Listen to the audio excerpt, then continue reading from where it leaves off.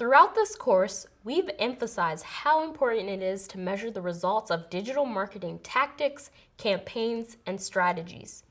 In fact, these activities are so important that there's a special term to describe them: performance marketing.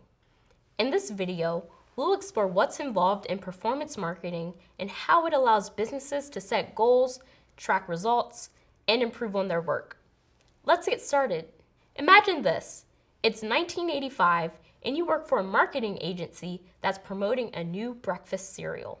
You run some focus groups to learn about your target audience and what they like. You use those interviews and your past experiences as a marketer to create memorable ads for newspapers, billboards, and televisions. And then you wait. Your sales go up. The campaign works. But what you don't know is which ads were most effective and how many of the new customers found the product through your campaign. That doesn't mean your ad strategy is all guesswork, just that there's limited information you can gather.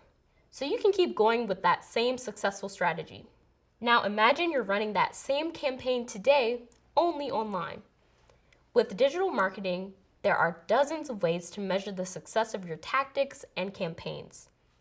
So if you place an ad for cereal online, you can track the things that just aren't possible with billboards, like how many people encounter and engage with your ad each week.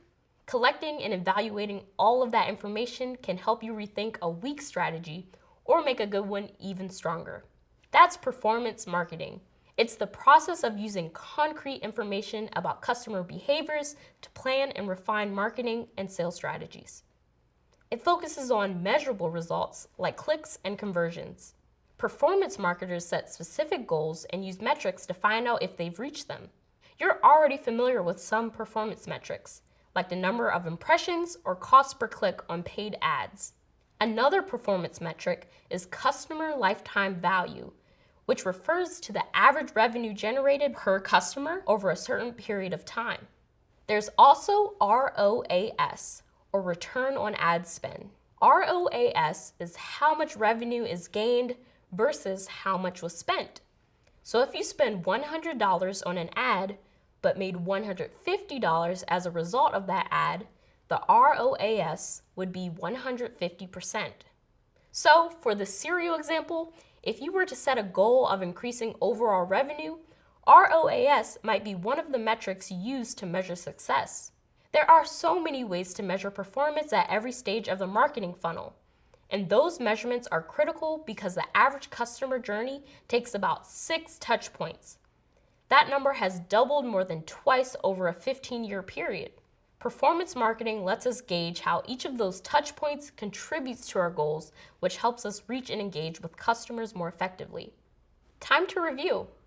Measuring results with performance marketing is one of the most important things you can do to ensure success. By tracking metrics like ROAS and customer lifetime value, digital marketers can reach their goals and refine their strategies over time. Up next, you'll learn more about performance metrics and working with the data they produce.